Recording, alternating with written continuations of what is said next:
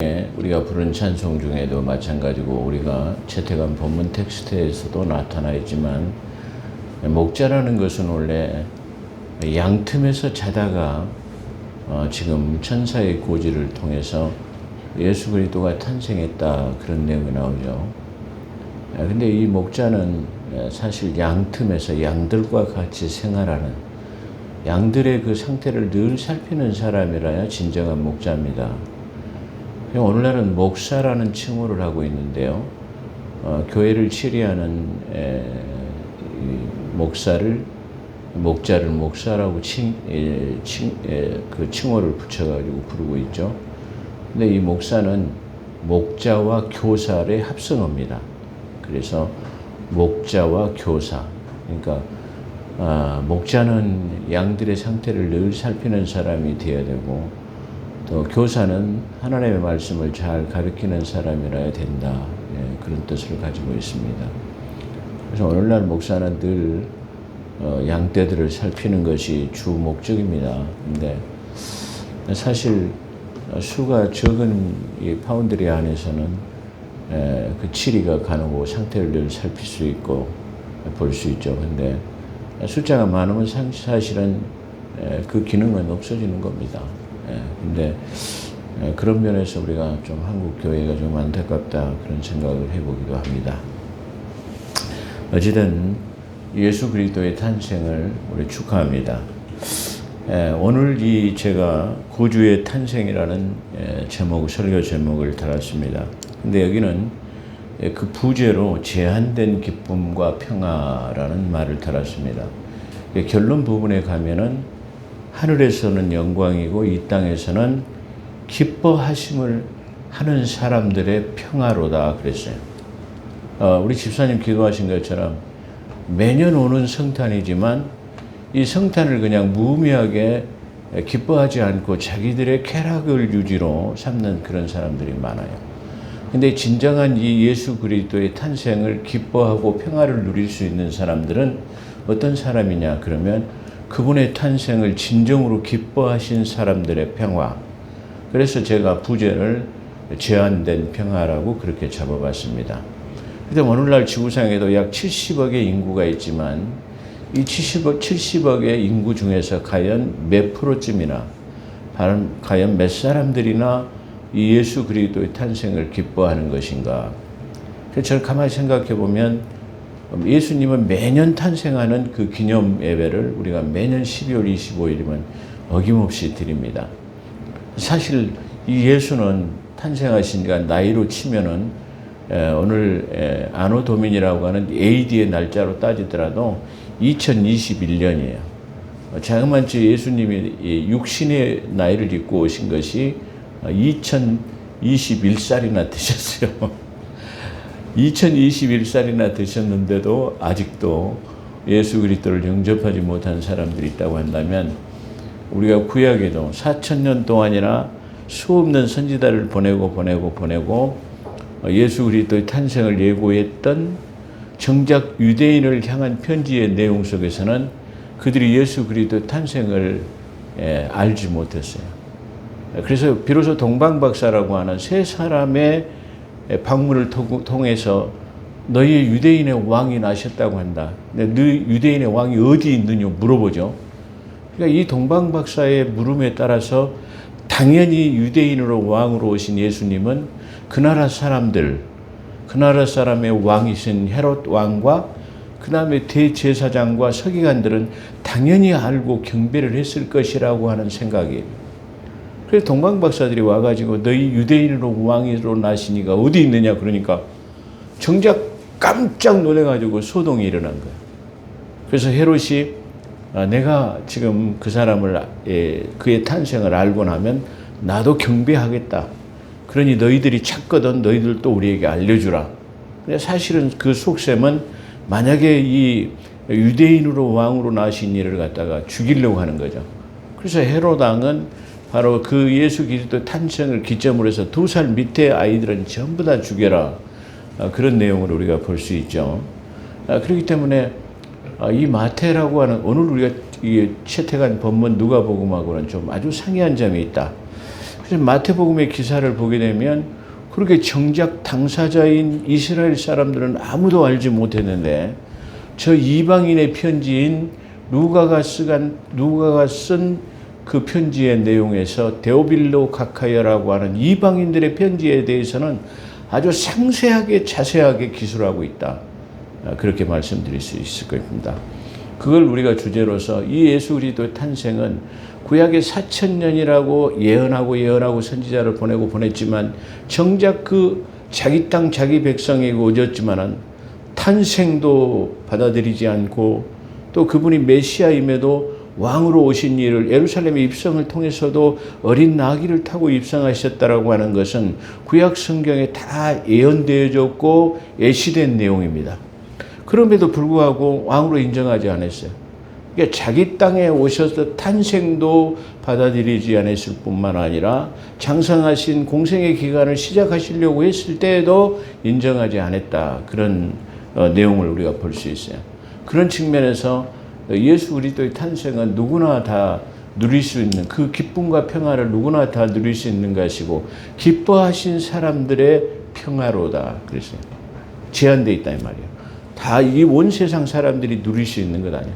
진정으로 예수 그리스도가 탄생한 그 탄생을 기념하는 사람들, 그 기뻐하는 사람들이 누리는 것이 바로 평화인데 그 평화는 평강의 왕이신 예수 그리스도께서 우리에게 주시는 평화다. 그렇게 말할 수 있을 것입니다.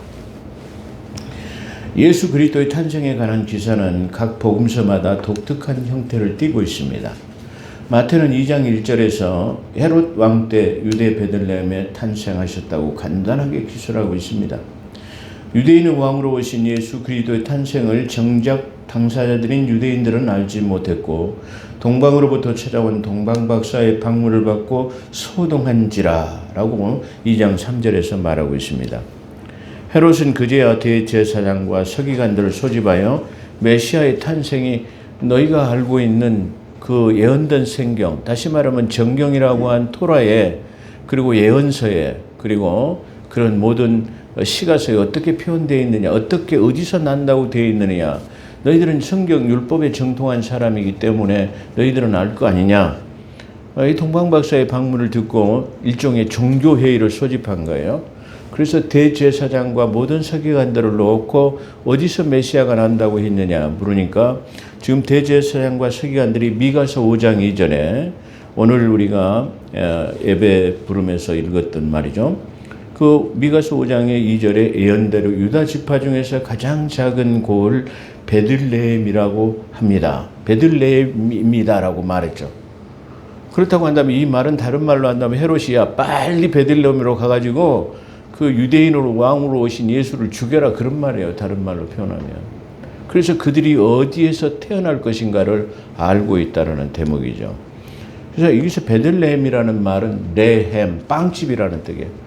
모든 인류의 빵으로 오셨다라는 거예요. 내 생명의 빵이라고 예수님께서 요한복음에 말씀하신 것처럼 말씀하셨죠. 그런 것처럼 여기 베들레헴이라고 하는 것은 빵집이에요.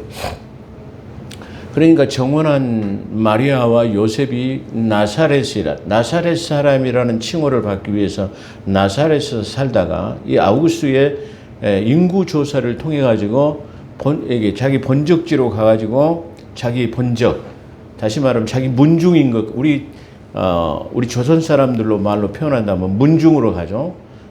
그 문중으로 집성촌으로 가가지고 너희 자신의 신분을 갖다가 밝히라 그런 뜻이에요. 그러니까 여기서 지금 이 가이사의 이 호구조사는 사실상 12살이 넘어지면은 정세를 받아요. 다시 인세를 받아요.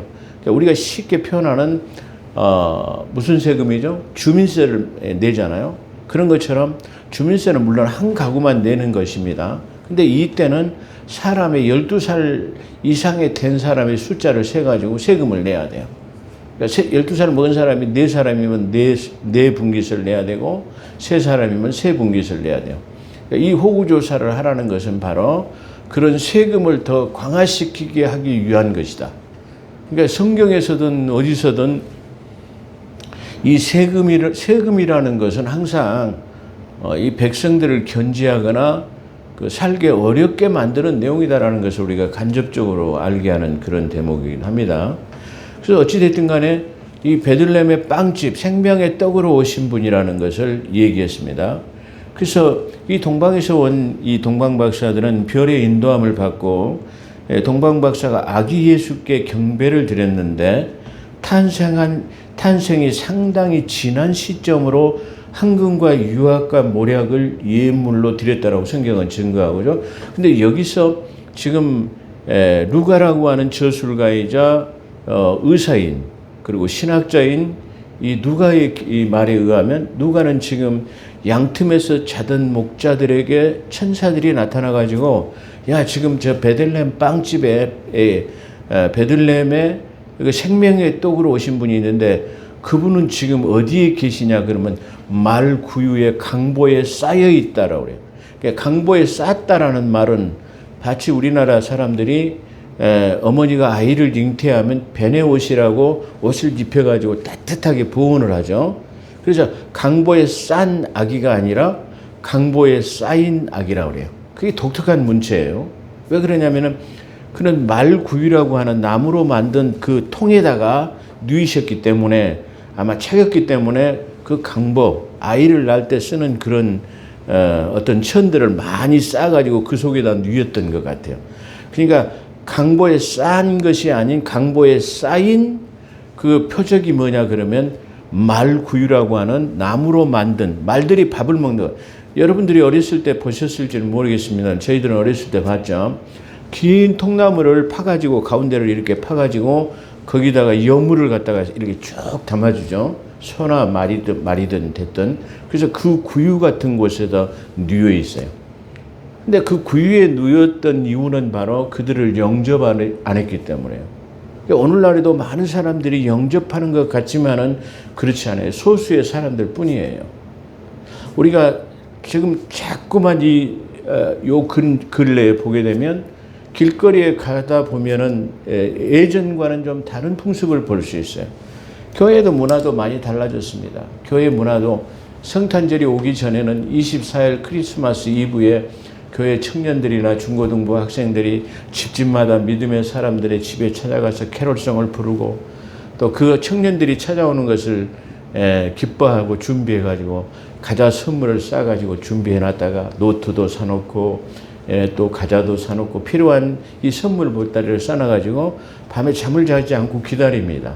언제 그 교회 청년들이 와가지고 캐롤송을 부르러 올지 모르기 때문에 기다렸다가 메리 크리스마스 하면은 밖에 나갑니다. 그래가지고 그 청년들이 부르는 찬양을 함께 이 캐롤송을 부르고 갈 때는 그 선물을 표했던 그런 아름다운 한국 문화는 이제 없어졌어요. 그것뿐만 아니라 길거리에서도 이제 캐롤송은 아예 찾아볼 수가 없어요. 그전에는 거리에 보면은 레코드사라든가 아니면은 어떤 영업을 하는 집 같은 데 지나가다 보면은 캐롤송을 불러가지고 그 크리스마스의 분위기를 이렇게 업시켰던 그런 것은 온데간데가 없어요. 그래서 지금 보면 이 크리스마스가 닫힌 건지 많은 건지 알 수가 없어요. 그래서 믿는 사람 소수만이 지내는 그런 절기로 전락해버렸다라는 것을 우리가 보게 됩니다. 그래서 그것이 바로 표적인데, 자, 어떻게 보면은 많은 사람들이 호적하러 이 작은 마을에 많이 모여들었기 때문에 거기에는 유숙할 수 있는 모텔이라든가 여관이 없었다고 해요. 그러니까 그런 정도로 이 동이 나가지고 이게 할 수가 없었어요. 지금 이런 세태도 마찬가지죠. 이 성탄이라고 하는 크리스마스가 되면은 모든 모텔이나 민박하는 집이라든가 이 예매가 끝나가지고 이게 잘 수가 없는 상태가 되는 거죠. 마치 그런 것을 시사하는 것처럼 거기에는 그 사관이라고 하는 머무를 수 있는 모텔이나 숙박시설이 없어가지고 말 외양간에 지금 자리를 잡았다라는 거예요. 그러니까 여기서 보면은 그 목자들에게 알려준 그 고지 내용을 목자들에게 전하여준 천사들의 내용은 그는 강보에 쌓인 말구에 누이신 분이 너희의 메시아 구주다 그 말이에요. 그러니까 이 말은 다른 말로 지금 이 예수 그리스도의 탄생 시점에서 많은 모여든 사람들 중에서 그날 잉태했었던 사람이 적어도 몇 사람은 있었을 것이다라는 것을 시사해 주는 대목이에요. 왜 그러냐면은 강보에 쌓이고 말통에 누워있는, 말구유에 누워있는 분이 너희 구주다라고 말하게, 그것이 아닌 사람은 아니다라는 거예요. 그렇기 때문에 아주 독특한 문체를 가지고 있다, 그렇게 말할 수 있어요. 그래서 그것이 표적이 돼서 그 시점으로 동방박사들, 그러니까 동방박사들은 지금 동방이라고 하는 먼 나라를 초자연적인 그 현상의 별의 움직임을 보고 이 별이 앞에서 자기를 마치 따라오라는 듯 있다가 움직이니까 계속 가는 거예요. 참 특이한 현상이다. 이 사람들은 뭐 천문을 관측하는 어떤 그런 사람들이었을지도 몰라요. 이 동방박사라고 하는 사람들은 현자들이라고도 나타나죠. 이 동방박사, 이 현자들, 아주 유명한 학문이 고상한 사람들에 의해서 저게 어떤 일이냐, 우리가 좀 따라가 보자 해가지고 동방에서부터 예루살렘이라는 긴 여행을 했어요. 그러니까 이 여행은 뭐 며칠이 걸리지 않은, 적어도 몇 달이나 1년 정도 이상은 걸려야 하는 먼 기간이에요. 그렇기 때문에 누가가 쓴 시점의 기록과 이 마태가 쓴 기록하고는 전혀 좀 다르다. 이 동방박사가 와가지고 황금과 유향과 모략을 드렸을 때는 지금 아기 예수, 강보에 쌓인 아이가 상당히 컸는 시점이라는 것을 아기 예수께 경배했다고 표현하고, 이 누가는 강보에 누인 아이를 봤기 때문에 지금 곧바로 잉태한 아이를 봤다는 것이 아주 차이점이에요.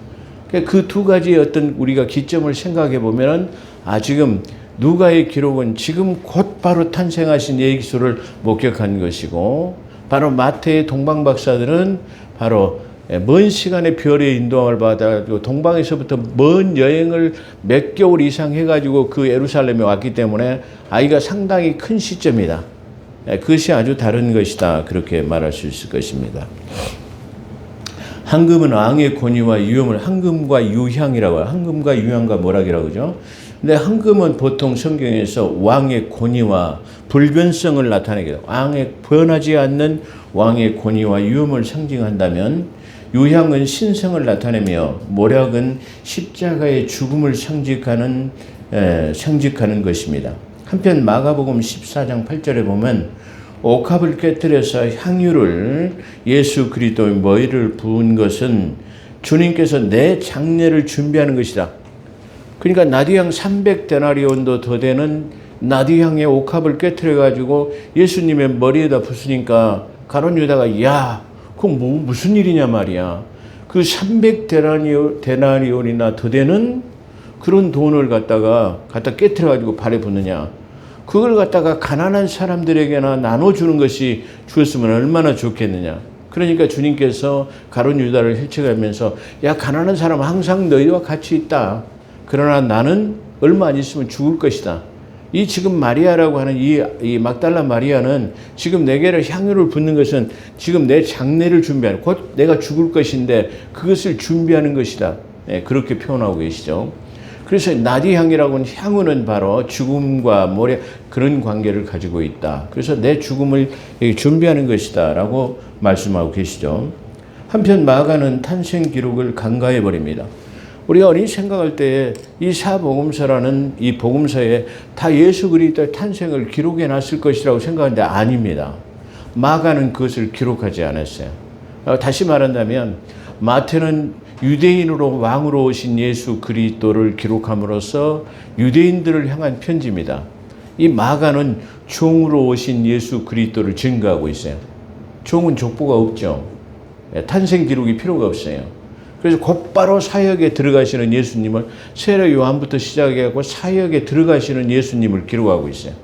그것이 아주 독특하다는 거예요. 우리가 다 기록되었을 것 같은 생각이 들지만 자세히 보게 되면 마가는 예수 그리스도의 탄생을 기록하지 않고 있다는, 간과해 버리고 있다는 것이에요. 그래서 그 이유는 바로 종으로 오신 예수 그리스도는, 저도 많은 묵상을 해봤습니다. 왜 기록하지 않았을 것인가? 마가는 종으로 오신 예수 그리스도를 기록하고 있기 때문에 종은 족보가 필요가 없다. 탄생도 필요가 없다. 중요한 것은 일꾼은 일을 해야 되는 것이다. 그러죠? 그래서 사역에 관한 것만 기록했다라는 것이 아주 독특하다. 그렇게 말할 수 있어요. 그래서 공생의 기간만을 아주 기술하고 있다. 예, 그렇게 말하고 있습니다. 마가는 종의 탄생의 기사나 족보는 중요하지 않다라고 생각하는 부분이다. 그렇게 말할 수 있을 것입니다. 또한 요한 역시 왕으로 오신 메시아를 저술하고 있는데 왕은 족보가 없습니다. 왜 그러냐면 왜냐하면 왕의 아들은 예수 그리스도 독생자 한 분이기 때문에 족보가 필요 없죠. 수가 많다 하면 기록하고 그 후대에 대해서 얘기를 해야 되는데 그분은 독생하신 분이고 후손이 없어요. 그렇죠. 그렇기 때문에 왕으로 오신 분도 족보가 없어요. 족보를 기술하지 않고 있어요. 그래서 족보를 기술한 것은 바로 마태와 이 누가만 기록했어요.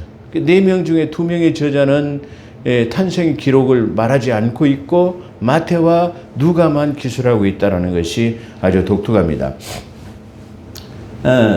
그래서 이 요한 역시 왕이 오신 메시아를 저술하고 메시아를 저술하고 있는데 왕으로 오신 메시아만 저술하고 있죠. 근데 왕은 족보가 없습니다. 조금 전에 말씀하신 것처럼 왜냐하면 왕은 아들 예수 그리스도의 한 분 독생자 한 분이고 족보가 필요치 않은 것은 그분은 태초부터 계시기 때문입니다. 대부분 기사의 처음에 예수 그리스도 탄생을 그러니까 누가는 내가 예언을 미루어서 역사적으로 잘 검증해갖고 살피고 해가지고 탄생 시점에서 예수님이 오기까지 벌써 요한의 그 길을 예비하는 요한의 탄생부터서 쭉 기록해가지고 예수의 탄생 기록을 전하고 있죠. 그런 반면에 이 탄생 기록의 이 시점에 기록되어야 하는데 요한은 어떻게 그걸 기술하고 있느냐 그러면 좀 다르게 나타나고 있어요. 왜 그러냐면 태초에 1장 1절에 보면 태초에 말씀이 계시니라 이 말씀이 하나님과 함께 하셨으니 이 말씀이 곧 하나님이시라 그랬어요. 그러니까 이분은 지금 탄생이 필요가 없는 저 태초에부터 계신 분이기 때문에 굳이 그 왕으로 오신 그 만왕의 왕이신 그 태초부터 계신 그 하나님은 지금 육신의 몸을 입고 왔을 뿐이지 태초부터 계신 분이기 때문에 이 기록은 별로 중요하지 않다라고 생각한 거죠. 그렇기 때문에 맨 서두에 태초에 말씀이 계시니라. 이 말씀이 하나님과 함께 하셨으니 이 말씀이 곧 하나님이시라. 이 말씀을 한번 다른 말로 표현해 보겠습니다. 다른 말로 표현한다면 태초에 그렇죠. 말씀은 예수님을 말하기 때문에 그렇죠. 태초에 이 말을 다른 말로 바꾸면 태초에 예수님이 계시니라. 이 예수님은 하나님과 함께 하셨으니 이 예수님이 곧 하나님이시라. 할렐루야. 그 말과 똑같은 것입니다. 그래서 요한은 왕이시니 족보가 독생자이기 때문에 필요가 없고 태초부터 계신 분이라 출생이 중요치 않다라는 견해인 것 같습니다. 그런 측면에서 선지자 예언서에 명시된 메시아의 탄생을 알고 있던 제사장과 서기관들은 메시아의 탄생을 영접하지 않았을 뿐만 아니라 묵인하고 있는 거예요. 선지자들도 어디에서 오실 것이다. 그리고 그분은 왕으로서 나귀를 타고 입성하실 것이다. 뭐 이거 전부 다 알고 있는 거죠. 근데 이 알고 있었던 진짜 종교 지도자입니다. 그래서 이 대제사장과 서기관들은 메시아의 탄생을 영접하지 않았을 뿐만 아니라 묵인하고 있는 것인데 수천 년 동안 선지자를 보내고 또 보냈지만 그들은 받아들이지 않은 것입니다. 그것이 아주 독특하죠. 오늘날도 2000년 동안이나 제가 서두에 말씀드린 것처럼 2000년 동안이나 그분은 매년 찾아오시지만 아직도 수많은 사람들은 영접하지 않은 것입니다. 다시 말하면 4000년 동안이나 자기 땅 자기 백성에 오실 것을 예시했지만 그들이 정작 오셨지만 하지 않아요. 또 왕으로서 입성했지만 정작 받아들이지 않았어요. 그래서 자기 땅 자기 백성에 오셨지만 영접하지 않으므로 그들이 왕으로서의 메시아로 영접했다면 킹덤 헤븐이라고 하는 천국이 열어졌을 것이죠. 근데 그 천국은 받아들이지 않으므로 미래로 연기되어지고 그 천국 문은 닫혀지게 천국 복음은 닫아지게 되고 지금 이 시대에 사는 이방인에게 열어진 은혜의 복음 시대는 열어졌다라고 성경은 증거하고 있어요. 그것이 성경에서 나타나는 천국 복음과 은혜의 복음의 아주 특별한 이거 대목입니다. 근데 사람들이 이 말씀을 가르치는 교사가 대한 사람들이 천국 복음이 어떻게 전개되어지고 은혜의 복음이 뭐 어떤 것인가라는 것을 몰라 두리뭉실하게 그냥 말하고 있어요. 그래서 그 천국 복음이 닫아지고 은혜의 복음은 열어졌지만 이 은혜의 복음은 닫아지게 되면 다시 천국 복음은 열어지게 되는 것이 성경이 가지고 있는 것이다. 예, 그렇게 말할 수 있을 것이에요. 그래서 바로 이방인의 복음이 다 끝난 은혜의 복음이 끝나게 되면 다시 천국 복음이 열어지게 되고 열어진다는 사실을 말하고 있는 것이죠. 그래서 그때에 다시 열어질 때 그들이 예수 그리스도를 영접하게 되면 천국은 회복되어진다. 다시 말해 해분 천국은 열어지고 천년 왕국이 우리에게 올 것이다. 그렇게 말하고 있는 것이죠. 그 누가는 인성의 하나님, 즉 사람으로서 오신 예수 그리스도의 족보를 3장 23절에 기록하고 있어요. 마태는 아브라함과 이삭과 야곱과 베레스와 세라와 다말과 어쩌고 쭉 이렇게 기술하고 있어요. 그래가지고 예수 그리스도가 요셉에게 탄생하니라. 요셉 다윗의 자손의 혈통을 타고 오셨다라고 딱 증거하고 있어요. 근데 여기서 지금 이 누가는 어떻게 말하냐면 거꾸로 말하고 있어요. 거꾸로 요셉의 떠르게 요셉의 이상은 누구다, 요셉의 이상은 누구다 그래가지고 그 아담의 이상은 하나님이시라 그렇게 거꾸로 족보를 세가고 있어요. 그런 독특한 방법을 하고 있죠. 그래서 누가복음 3장 23절에 기술하고 있는데 이 족보를 특이한 것은 거꾸로 세워서 올라가서 요셉부터 시작하고 있다는 것입니다. 그래서 하나님에게 이르는 것을 보죠. 우리 누가는 아주 독특한 사람입니다. 역사가이자 저술, 그러니까 역사적인 관점에서 살펴가지고 그를 기술해요. 아주 독특한 작가이다. 그렇게 말할 수 있죠. 역사가이자 저술가이자 신학자이자 의사로서의 면모를 잘 나타내고 있는 책이라 할 수 있을 것입니다. 그는 목격자된 일꾼으로서, 목격자라는 말은 내 눈으로 직접 보고 들은 것을 말하는 거예요. 그래서 그 모든 목격자된 일꾼으로서 그 모든 일을 근원부터 원인, 그러니까 역사적인 관점에서 예언된 내용들과 우리에게 전해져 온 그런 전례를 다 수집해 가지고 그걸 근거로 해서 기록했다. 그런 말이에요.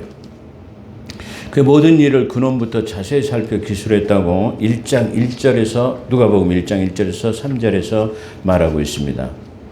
때는 가이사 아우구스도의 칙령을 내려 구레노라고 하는 유대의 총독. 그러니까 로마의 황제는 카이사의 아우구스도라는 사람이 총통으로 황제로 있을 때 유대를 다스리는 총독은 누구였냐면 구레노라는 사람. 그러니까 이 인구 조사를 하는 이유는 세금을 좀 많이 걷어들여라 그런 잘 파악해봐라 그런 것이죠. 그래서 호구 조사의 영에 따라서 요셉도 다윗의 족속으로 나사렛 동네의 베들레헴 그 떡집으로 호적하러 갔다라고 그렇게 가다가 잉태되었는데 나사렛에서 베들레헴까지는 먼 여행길입니다. 여기도 독특한 것이 있냐면은 바로 나자렛 사람이라는 칭호를 얻기 위해서 마리아와 요셉은 나사렛에서 살다가 지금 이 성경에 예언된 미가서 5장 2절에 그의 탄생이 베들레헴이라고 하는 거기서 탄생할 것이라고 하는 예언이 기록되어 있어요. 그러니까 다시 말하면 이 두 사람의 여행길은 먼 산모로서의 먼 여행길이고 상당히 고통스러운 여행이었어요. 근데 이 칙령이라고는 그 가이사의 칙령을 거부할 수는 없어요. 그러니까 가이사라는 그 사람을 통해 가지고 하나님께서는 지금 미가서 5장을 성취시키기 위해서 지금 베들레헴으로 탄생으로 몰아붙이는 거예요.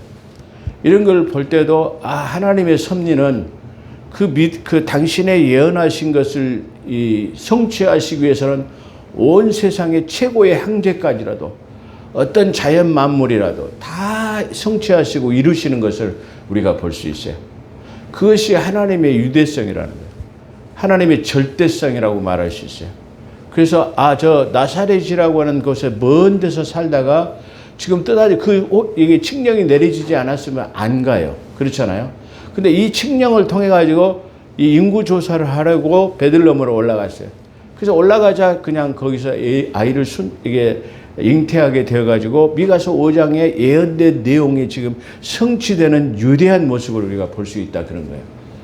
그래서 저는 하나님은 자기의 예언된 내용을 성취하시기 위해서 황제도 동원하시고 또 모든 주변 환경도 다 동원하실 수 있는 전능하신 분이시구나라는 것을 또 한 번 알게 하는 그런 대목이다. 그렇게 말할 수 있을 것입니다. 그래서 나사렛에서 베들레헴까지는 먼 여행길이었으며 산모로서도 어려운 여행길이었을 것입니다. 누가는 강보에 쌓인, 지금 곧 탄생한, 아까 말씀드렸죠. 강보에 쌓인 탄생의 시점을 가장 적나라하게 그렇게 표현한 것입니다. 그렇죠. 그러니까 다시 말하면 이 누가는 양틈에 자던 목자들에게 천사들이 나타나가지고 야, 그 온 세상의 구주 그리고 유대인의 왕이 태어나셨다. 근데 베들레헴 동네로 빨리 들어가 봐라. 근데 거기에는 몇몇의 어린아이가 탄생되었는데 이 너희의 구주는 지금 말구유에 누워 있고 강보에 쌓여 있다라고 말하는 거죠. 그래서 성경에서 그것이 표적이니라 그래서 하나님 되신 표적이라는 말은 하나님 되심을 드러내는 것을 갖다가 표적이라고 그래요.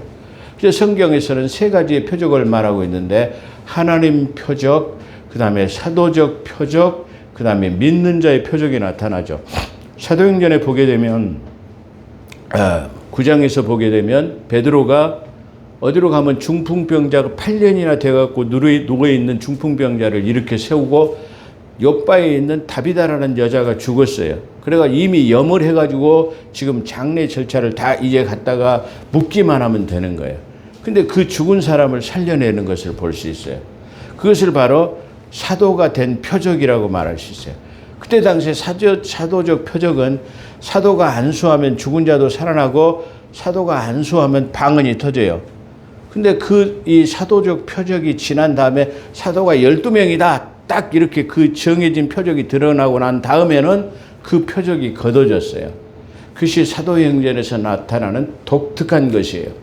그러니까 사람들이 어떨 때는 사도들이 안수하니까 방언이 터졌는데 왜 방언이 터지지 않냐 뭐 이런 것들 때문에 신학적인 논란이 있는데 그건 갖다가 간단하게 표적이 드러나고 표적을 드러내서 사도인 것을 알게 하시고 알게 하신 이후에는 그런 유형이 나타나지 않는다라는 것을 말할 수 있어요. 사도적 표적을 가질 때는 안진병이도 일어서고 문둥이도 예를 들어서 안진병이도 일어서고 중풍병자도 일어서고 죽은 자도 살려내고 막 다 그런 기적이 나타나죠. 근데 그런 즉각적인 기적의 현상은 사도적 표적, 사도적이 확연하게 드러난 이후에는 나타나지 않아요. 그렇다고 그러면 그런 기적은 나타나지 않는가? 그건 아니죠. 그때는 즉각적으로 그 표적을 드러내기 위해서 나타냈다고 한다면 지금은 말씀과 기도로서 즉각 나타나지는 않지만 그 시간적인 점진적인 것을 통해 가지고 나타난다. 그렇게 말씀드릴 수 있는 부분이다. 그랬어요. 그런 것처럼 하나님의 표적은 뭐냐? 그러면 우리가 태초에 창세기 1장 1절에 보면 태초에 하나님이 천지를 창조하시니라. 2절에 보면 땅이 공허하고 혼돈하며 흑암이 수면 위에 하나님이 신이 수면 위에 운행하시니라. 그러니까 온 우주가 물로 딱 물로 다 이게 돼 있는 거예요. 근데 그때에 땅이 공허하고 혼돈하며 흑암이 깊음 위에, 그러죠? 깊음 위에 하나님의 신은 수면 위에 물 위에 걸으셨다. 물 위에 수면 위에 운행하셨다라는 말이에요. 그 말은 바로 예수님께서 이 땅에 오셔서 물 위를 걸으셨어요. 물 위로 걸어오신 것은 바로 태초에 창세기 1장 2절에 창조자인 그 하나님이 내다라는 것을 나타내신 거. 할렐루야. 바로 그런 것인데 사람들이 물 위의 기적만 바라보는 것이죠. 근데 그것은 그 기적을 행하기보다는 당신이 창조자이신 것을 나타내는 것이다. 문둥병은 레위기서에 보면 대제사장이 문둥병이 걸려있는가 안 걸려있는가 진단하는 법을 레위기서에 상세하게 기술하고 있습니다. 근데 여기서 대제사장은 문둥병을 진단하거나 또 쾌유됐을 때 완치 명령을 예물을 드려서 완치 명령을 내리는 사람 그런 역할을 합니다. 근데 예수님은 이 땅에 오셔서 많은 문둥병자들을 고치셨어요. 그렇기 때문에 제사장들은 문둥병을 진단만 하고 퇴원 명령만 할 수 있는데 이 사람의 반차에 따르지 않은 대제사장이신 예수 그리스도께는 문둥병을 고치셨어요. 할렐루야. 그러니까 사람의 반열에 따라서 인위적으로 만든 대제사장보다도 나는 반차에 따르지 않은 멜기세덱의 저 영원한 천성에서 하나님으로서의 대제사장이다라는 것을 나타내는 거예요. 그런 것들을 바로 하나님 표적이라, 하나님 대신 표적이라고 해요. 바로 여기서 이 표적이라는 말은 지금 너희 구주가 나신 분인데 너희가 그분은 어떤 지금 모습을 하고 있냐 그러면 강보에 쌓여 지금 구유에 누운 분이 너희의 구주시다라는 거. 그게 표적이다라는 거예요. 믿는 자의 표적은 마가복음 16장에 보면은 나타나죠. 16장 17절인가요? 믿는 자에게 이런 표적이 따르니 독을 마셔도 뱀을 집어도 어떤 해로움을 받지 않는 믿는 자는 이런 표적이 나타난다고 그러죠. 그것은 오늘날 믿음이 충만한 사람들에게 얼마든지 나타날 수 있는 내용이에요. 그래서 성경에서의 표적은 하나님 대신 표적, 사도적 표적, 그리고 믿는 자의 표적 세 개가 나타나고 있다. 그렇게 말할 수 있을 것입니다. 그래서 상당히 먼 여행길이었는데 누가는 강보에 쌓인 즉 탄생의 시점을 가장 적나라하게 표현한 기록자일 것입니다. 밤에 양떼를 지키던 목자들에게 천사의 현현은 그들에게 크게 두려움으로 무서움으로 나타났다고 성경은 증거합니다. 구주의 탄생의 기쁨 소식을 전하여준 천사는 마을로 들어가 아기 예수를 찾으라. 그 표적은 강보의 싼이 아닌 강보에 쌓인 말 구유에 누우신 분이 그분이시니라. 호련히 수많은 천군이 그 천사와 함께 하나님을 찬양하여 이르되 지극히 높은 곳에서는 하나님께 영광이요 땅에서는 하나님이 기뻐하신 사람들 중에 평화로다. 그래서 제가 제한된 기쁨과 평화라는 그 예수 그리스도를 진정으로 오는 그 오심을 진정으로 기뻐하는, 비록 2021년이 지난 지금 이 시점이지만은 오늘도 여전히 살아계셔서 내 마음속에 역사하시는 나의 삶의 주관자가 되시고 나의 인도자가 되신 그분. 우리가 시편에서 여호와는 나의 목자시니 내가 부족함이 없으리로다. 또 보면은 여호와는 나의 목자시니 그죠? 뭐라죠? 내 잔이 넘치나이다. 그래서 어떤 사람의 그 저술가의 책을 보게 되면 주님 축복은 그만, 그런 그 내용을 제가 한번 책자의 제목을 봤어요. 그 책을 읽어보지는 않았지만 그 제목에서 느끼는 누앙스는 얼마나 축복을 많이 받았기 때문에 주님 이제 됐습니다. 그만하셔도 됩니다라는 뜻이에요. 여러분이 오늘 이 성탄을 맞이해가지고 진정한 그분의 오심을 마음속으로 영접하게 되시기를 주의 이름으로 축원합니다. 그래서 그분이 누리게 하신 그 평화를 다 누리는 그런 복된 삶이 되어져서 여호와는 나의 목자시니 내가 부족함이 없으리로다. 그 원수의 목전에서 내가 밥상을 베푸시는 그런 하나님, 내 잔이 넘치다이다 라고 고백할 수 있는 그런 복된 삶이 되시기를 주의 이름으로 축원합니다. 오늘 나와 여러분은 이 예수 그리스도 탄생을 매년 하는 의식적인 것이 아니라 진정으로 마음속에서 그분을 영접할 수 있는 그런 복된 삶이 되시기를 주의 이름으로 축원합니다. 기도하겠습니다. 오 거룩하시고 자비로우신 하나님 아버지, 우리 예수 그리스도의 탄생을 진정으로 기뻐합니다. 또 그분의 오신 것을 진정으로 환영합니다. 하나님 아버지, 아직까지도 하나님 구약의 4,000년 동안이나 하나님 예언하고 보내었지만 하나님 그들이 영접하지 않았습니다. 그런 것처럼 2000년이 넘는 이 시점까지 예수 그리스도는 매년 찾아오시지만은 아직도 영접하지 못한 강박한 자들이 있습니다. 성령 하나님께서 그들의 마음을 부드럽게 하시고 진정으로 예수 그리스도의 오심을 기뻐하는 자가 되어져서 우리 주님께서 누리게 하신 그 평화를 맛보는 복된 삶이 되게 도와주시옵기를 아버지 간절히 바라옵고 원합니다. 오늘도 함께 하신 것 감사하며 우리 구주 예수 그리스도 이름으로 감사기도 드리옵나이다.